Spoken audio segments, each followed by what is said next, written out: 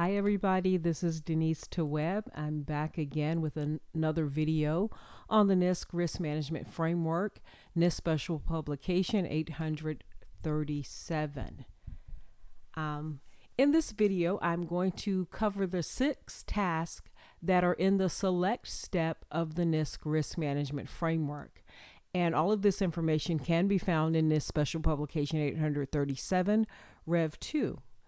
What we're going to cover today is the purpose of the select step, and then we'll talk individually about the 6 tasks that make up that step of the risk management framework. Here's a graphic of the steps in the framework, starting with your prepare step, your categorize step, select, which is the step that we're on, implement, assess, authorize, and monitor. And I will have videos outlining the task in each one of these steps. So do look for those. I'll probably put them in a playlist. Okay, the purpose of the select step of the risk management framework is to select, tailor, and document the controls needed to protect the information system and the organization commensurate with the risk to your operations, assets, individuals, other organizations, and if you're a federal agency, the nation. Okay, the 6 select tasks are control selection, control tailoring, control allocation, documenting planned control implementation, your continuous monitoring strategy, and plan review and approval. So we're going to talk about each one of them. First up is control selection. Task S1 is control selection. In this task, you select the controls for the system and for the environment of operation. The inputs to this task, or what you need to get started, is you need to know the security categorization of the system. You need to know to see the organization and the system level risk assessments. You need system element information, system component inventory, a list of your security and privacy requirements that have been allocated to the system, to system elements, and to the environment in which the system is going to operate. You need a list of contractual requirements allocated to external providers of the system or system elements. You need to see the business impact analysis or the criticality analysis for the system. You need the company's risk management strategy and also the company's security and privacy policy. Federal or organization approved or mandated baselines or overlays. And if you're doing the NIST cybersecurity framework, then you need to look at the cybersecurity framework profiles. The expected output from the control selection step or the control selection task of the select step in the risk management framework, the expected output is a list of controls selected for the system and for the environment of operation. The people primarily responsible for control selection are going to be your system owner and your common control provider. There are going to be 2 approaches that you can use for the initial selection of the controls for your system. They're going to be the baseline control selection or the organization generated control selection. And I'll talk about what each one of those is. The baseline control selection approach uses control baselines, which are predefined sets of controls that were specifically assembled to address the protection need of a group, organization, or a community of interest. Your control baselines serve as the starting point for the protection of privacy, information, and information systems. Federal control baselines are provided in this special publication 853. And because all of these publications on NIST Risk Management Framework 837, 839, they're all part of securing federal systems. So you'll hear a lot of federal language. And if you're in the private sector, it doesn't mean that you can't use the framework. It just means ignore the stuff that's meant for federal agencies and federal systems that don't apply to you. Okay, The system security categorization, that was a tangent, task C2, and the security requirements that come from stakeholder protection needs, any laws, executive orders, policies, standards that you have to comply with, can help inform the selection of your security control baselines. A privacy risk assessment and privacy requirements derived again from stakeholder protection needs, laws, executive orders, policy, standards, guidelines can help inform the selection of your privacy control baselines. Because remember, with Rev 2, you're not just looking at security controls, you're also implementing privacy controls as well. Your privacy program will use security and privacy control baselines to manage the privacy risk arising from both unauthorized system activity or behavior, as well as from authorized activities. After the predefined control baseline is selected, then what you do is you tailor the baseline in keeping with the guidance provided. The baseline control selection approach can give you consistency across a broad community of interest. All right, the organization-generated selection approach is different from the baseline selection approach because the organization does not start with a predefined set of controls. Instead, the organization uses its own selection process to select controls. So you're not looking at a standard baseline like you're going to find in 853 and starting there. The organization starts with a predefined set of controls that they define based on some criteria. This might be necessary, for example, when the system in question is highly specialized, for example, a weapon system or a medical device, or if the system has limited purpose or scope, for example, a smart meter. In these situations, it might be more efficient and cost-effective for the organization to select a specific set of controls for the system, i.e. a bottom-up approach, instead of starting with a predefined set of controls from a broad-based control baseline and then eliminating controls through the tailoring process, which would be a more top-down approach. Tailoring may also be required in the organization-generated control selection approach. And let me just say a word about tailoring. Tailoring is making the baseline fit the specifics of your system and of the context in which the system is operating and your organization. So it's just like, so a baseline, the initial baseline that you select is just like going to buy a suit. You may go to Macy's and get a suit, but you can, and it'll fit and it'll kind of sort of be exactly what you need, but maybe your arms are shorter and so you need the sleeve shortened. Maybe you need, you want it cuffed. Maybe you need the jacket taken in, or whatever it is that you need. You take it and you tailor it, and you have, if it's too much fabric, you have some taken away. If it needs to be let out a bit, then you have some added, but you have it tailored and customized to fit you. That's what's happening when we talk about tailoring baselines. The baselines are being customized for the system and for the organization. So there'll be some controls in the baseline that you might not need, so you take those out. There may be some situations where you need a little bit more security added, so you'll add some controls in, and that's called tailoring. So when I talk about tailoring, that's what I'm getting at. So that's task S1, control selection, and task S2 goes into control tailoring. This is where you tailor the controls selected for the system and the environment of operation.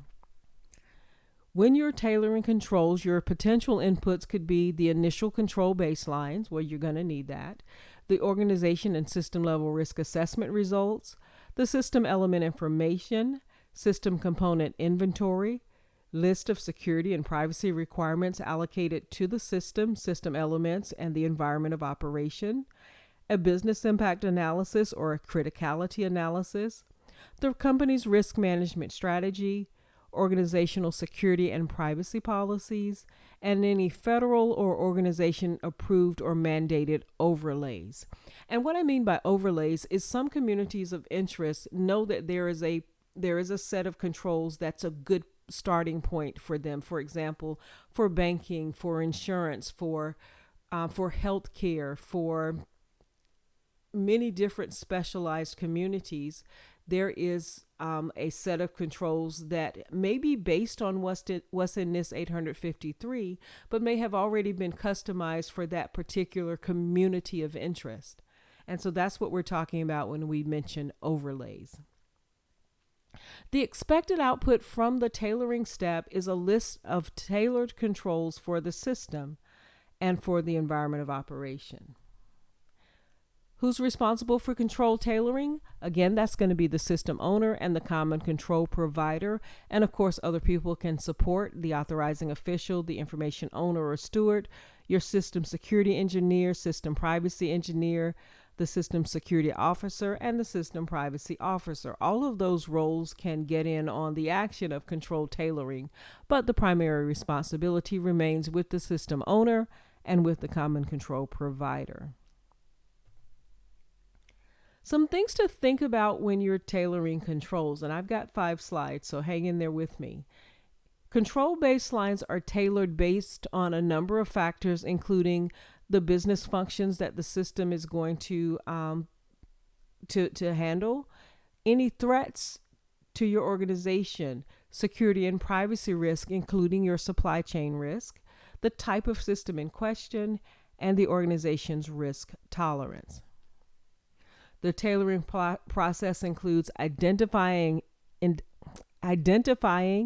designating common controls in the control baselines, then applying scoping considerations to the remaining baseline controls, selecting compensating controls, then assigning values to any control parameters using either assignment or selection statements, supplementing your baselines with additional controls, and then providing specification information for implementing the controls.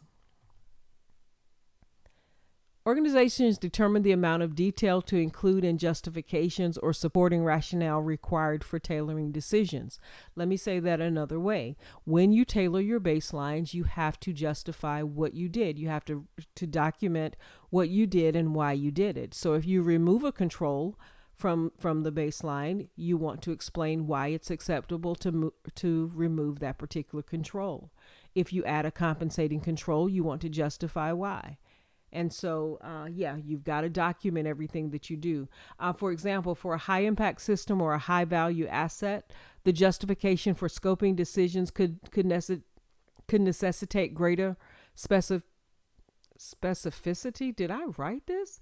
Than similar decisions for a low impact system. And what I mean is, when you're looking at high value assets, high impact systems, when you're doing that documentation where you're explaining what you did, you want to be more detailed and more clear than you might be if this were a low or moderate impact system.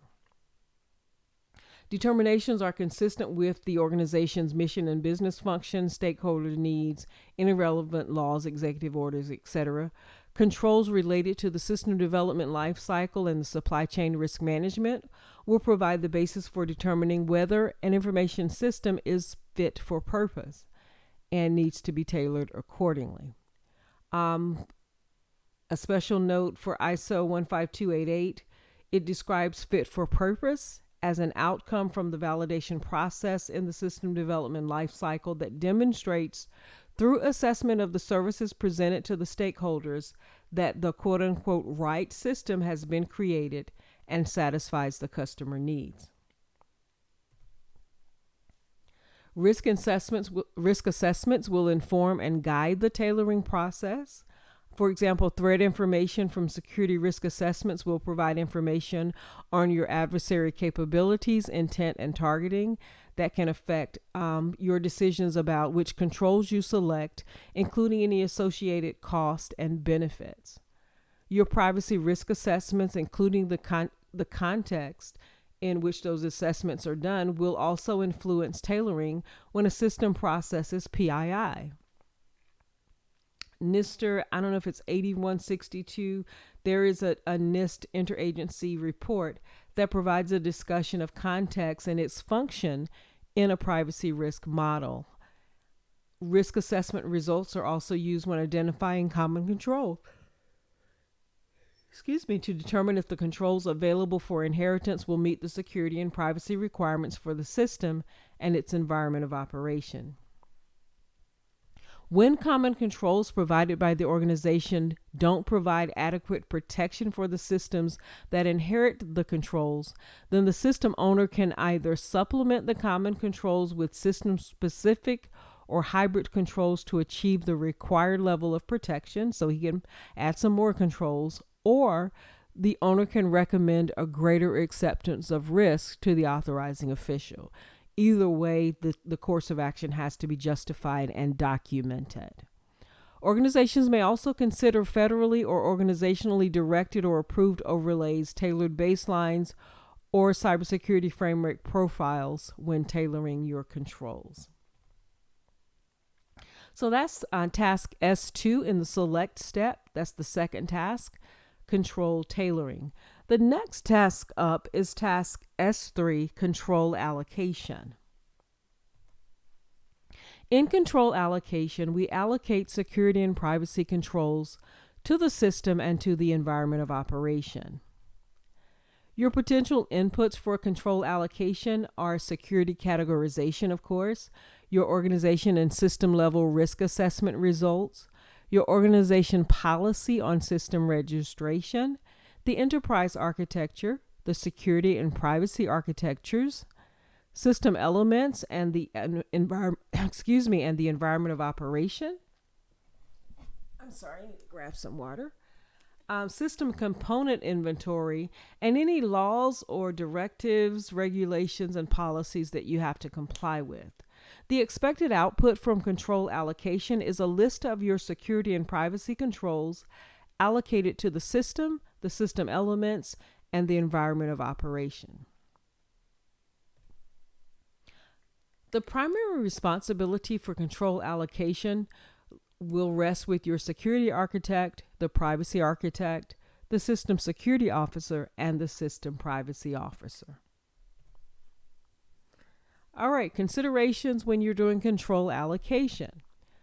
The organization designates the controls as either system specific, hybrid, or common, and then allocates the controls to the system elements responsible for providing a security or privacy capability. System elements can be machine, physical, or human. Your controls are allocated to a system or an organization consistent with the organization's enterprise architecture and security or privacy architecture and the allocated security and privacy requirements. Security categorization, your privacy risk assessment, your security and privacy architectures, and the allocation of your security controls all work together to achieve a suitable balance between security and privacy protection and the mission-based function of the system. Security and privacy requirements that have been allocated to the system elements and the environment of operation guide and inform control allocation to system elements. Common controls made available by the organization during the risk management framework prepare the organization step are selected for inheritance. So your common controls that are made available when you prepare the organization to implement the NIST Risk Management Framework, those common controls are selected for inheritance. Common controls will satisfy security and privacy requirements allocated to the organization and also provide a protection capability that is inherited by one or more systems. Hybrid controls are also selected. Hybrid controls satisfy security and privacy requirements allocated to the system and to the organization, and they also provide a protection capability that is partially inherited by one or more systems. System-specific controls satisfy security and privacy requirements allocated to the system and provide a protection capability for that system. Let me say that again. System-specific controls. So we have common controls, hybrid controls. Well, then we have system-specific controls. They satisfy security and privacy requirements allocated to the system and provide a protection capability for that system only. Keep in mind that not all controls need to be allocated to every system element. Controls can be allocated to specific system elements rather than to every element within a system.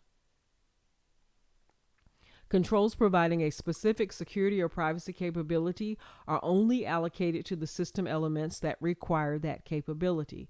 For example, system-specific controls associated with the management of audit logs may be allocated to a log management server and need not be implemented on every system element. So that's S3, control allocation. We move on to task S4, documenting plan control implementations. We're going to write down how we're going to install this stuff or implement these controls. So you document the controls for the system and environment of operation in security and privacy plans.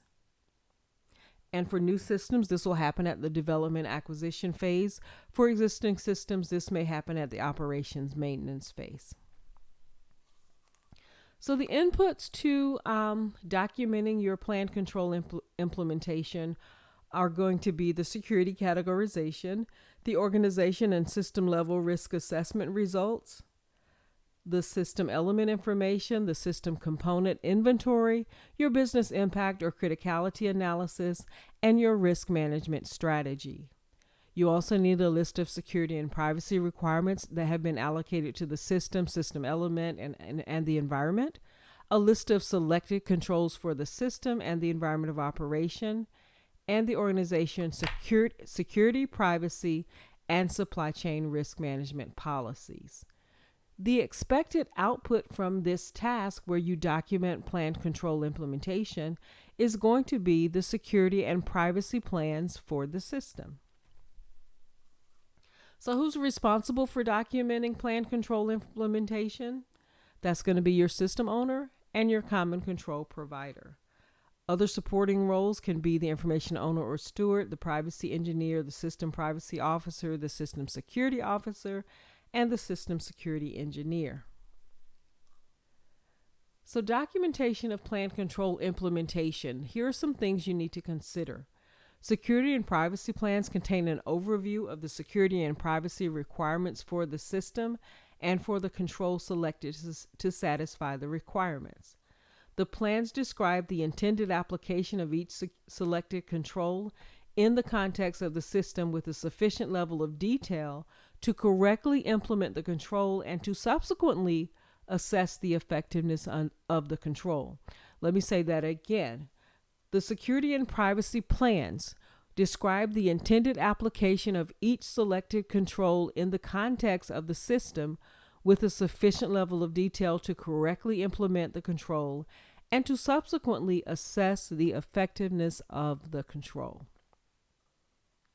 Your control documentation will describe how system-specific and hybrid controls are implemented and the plans and expectations regarding the functionality of the system.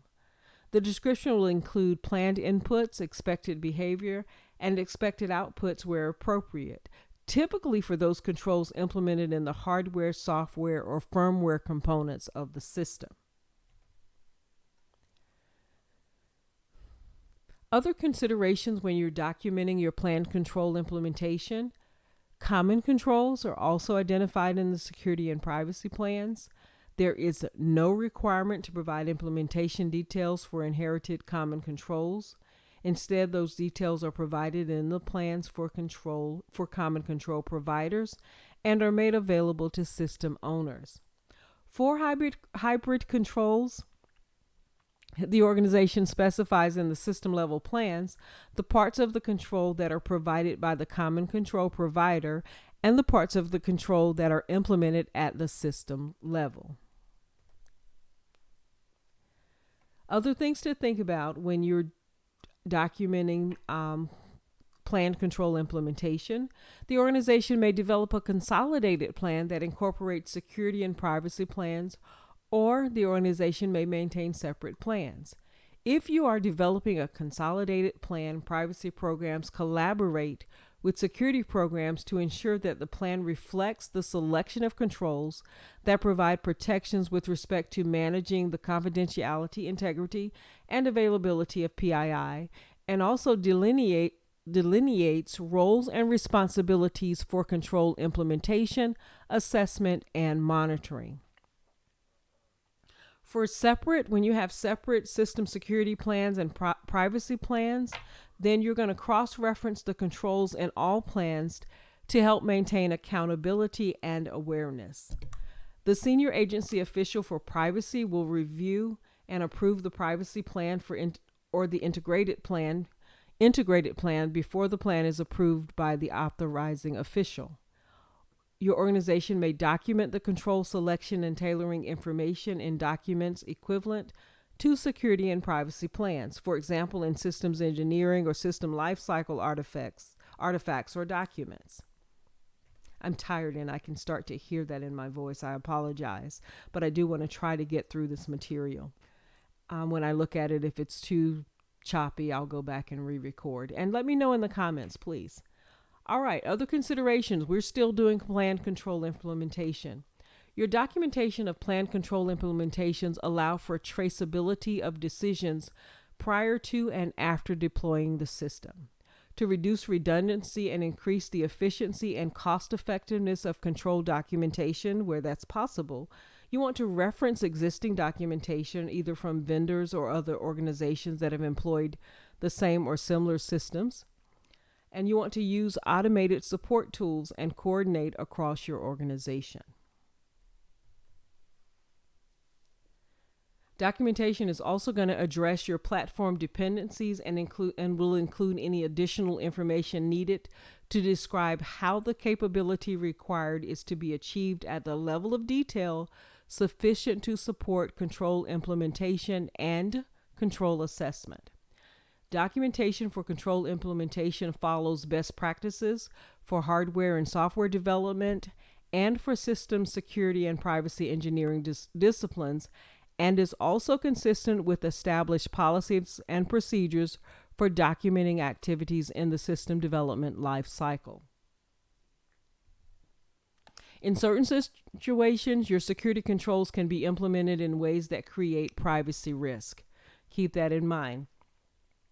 The privacy program supports documentation of privacy risk considerations and the implementations intended to mitigate those privacy risks.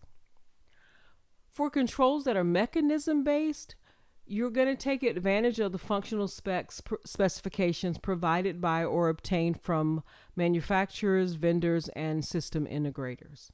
This includes any documentation that might assist you during the development, implementation, assessment, and monitoring of controls. For certain controls, you're going to obtain control information from the appropriate organizational entity.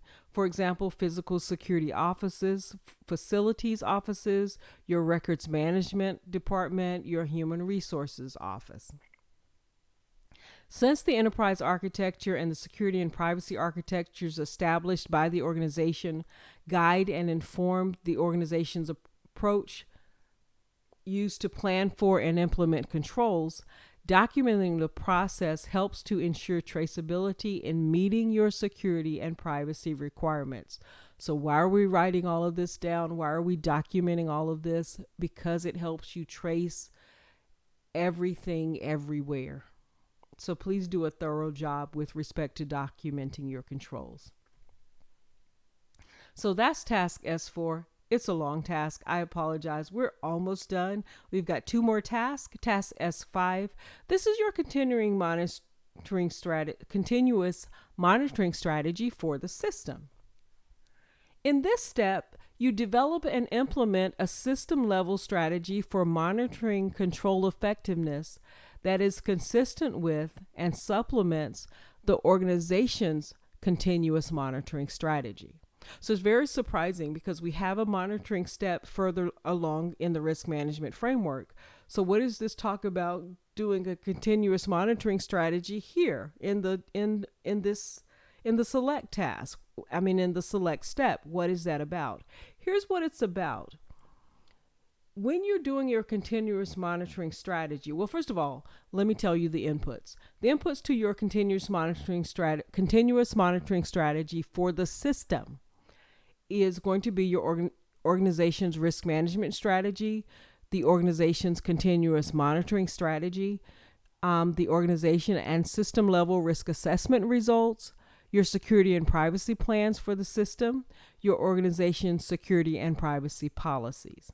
The expected output from Task S5 continuous monitoring strategy is a continuous monitoring strategy for the system, including any time-based triggers for ongoing authorization. All right, who's responsible for developing the continuous monitoring strategy for the system? That again is your system owner and your common control provider. So let's talk about the continuous monitoring strategy, why it's important, what we need to consider. And again, this is a continuous monitoring strategy for the system that you are securing.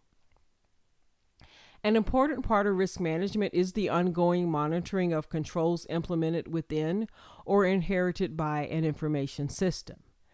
An effective continuous monitoring strategy at the system level is developed and implemented in coordination with your organization's continuous monitoring strategy early in the system development life cycle. The system level strategy addresses monitoring those controls for which monitoring is not provided as part of the continuous monitoring strategy and implementation for the organization. So you have your organization-wide continuous monitoring strategy, but then at the system level, you may have some controls for which monitoring is not covered in the organization's continuous monitoring strategy. Those are the things that you put in the system level continuous monitoring strategy. The system level strategy identifies the frequency of monitoring for controls not addressed by the organization level strategy and also defines the approach to be used for assessing those controls. The system level continuous monitoring strategy, consistent with the organizational monitoring strategy, defines how changes to the system and to the environment are to be monitored, how risk assessments are to be conducted, and the security and privacy posture reporting requirements, including the recipients of those reports. The system level continuous monitoring strategy can be included in security and privacy plans. Also, changes to the operating environment, including to the supply chain, may create vulnerabilities.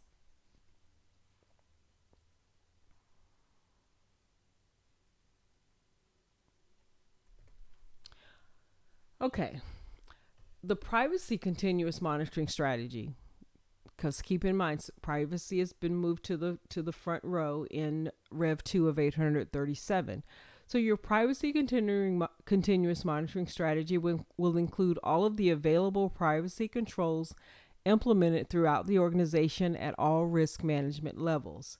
The strategy ensures that the controls are monitored on an ongoing basis by assigning an organization-defined assessment frequency to each control that is sufficient to ensure compliance with privacy requirements and to manage privacy risk.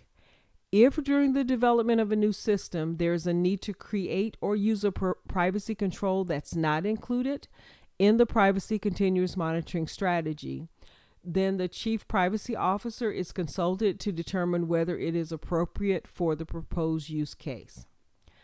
If the decision is made to implement a new privacy control, then the organization's privacy continuous monitoring strategy needs to be updated to include the new control with an organization-defined monitoring frequency. So you have to determine how often are we going to monitor these controls.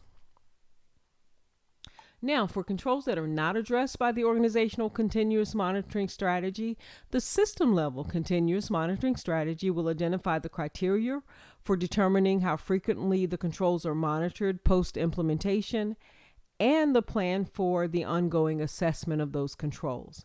The criteria are established by the system owner or the common control provider in collaboration with other organization officials.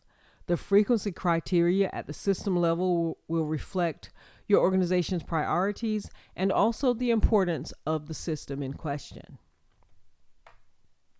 Controls that are volatile, where the control or control implementation is most likely to change over time, controls that are critical to certain aspects of the protection needs for the organization, or controls that are identified in POAMs, plans of action and milestones, may require more frequent assessment. Let me say that again. Controls that are volatile, they change over time, they change a lot. Or controls that are critical to protection needs, maybe on high value assets, or any controls that have been identified in a plan or action and milestone where you're trying to bring a system up to snuff, may require more frequent assessment. Volatility is most prevalent in those controls implemented in hardware, software, and firmware elements of the system.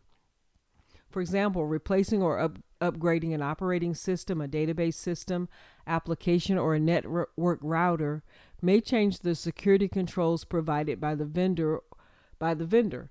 Configuration settings may also require adjustments as your mission, business functions, threats, risk, and risk tolerance change. The approach to control assessments during continuous monitoring may include reuse of assessment procedures and results that supported the initial authorization decision, detection of the status of system elements, and analysis of historical and operational data. Your authorizing official will approve the continuous monitoring strategy and the minimum frequency with which each control is to be monitored. The approval of the continuous monitoring strategy can be obtained in conjunction with the security and privacy plan approval. So you can submit all three of them at the same time for approval from the authorizing official. The monitoring of controls begins at the start of the operational phase of the system development lifecycle and continues throughout the disposal phase. And so that's your continuous monitoring strategy. Guys, we are at the last task in the select step. That's task S6, plan review and approval. In task S6, you review and approve the security and privacy plans for the system and for the environment of operation. The inputs are going to be your security and privacy plans and your organization and system level risk assessment results. The expected output is security and privacy plans that have been approved by the authorizing official. Primary responsibility for approving system security plans and system privacy plans belongs to the authorizing official or the authorizing official's designated representative. Things to think about with respect to plan review and approval. The security and privacy plan review by the AO determines if the plans are complete, consistent, and satisfy the stated security and privacy requirements for the system. Based on the results from this review, then the authorizing official may recommend changes to the security and privacy plans. If the plans are not acceptable, then the system owner or the common control provider will make appropriate changes to the plans. If the plans are acceptable, then the authorizing official will approve the plans. The acceptance of the security and privacy plans represents an important milestone in the system development lifecycle and in the risk management process.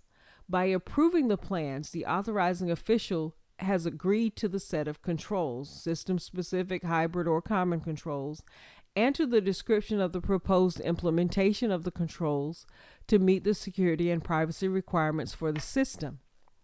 The approval of the plans allow the risk management process to proceed to the risk management framework implement step.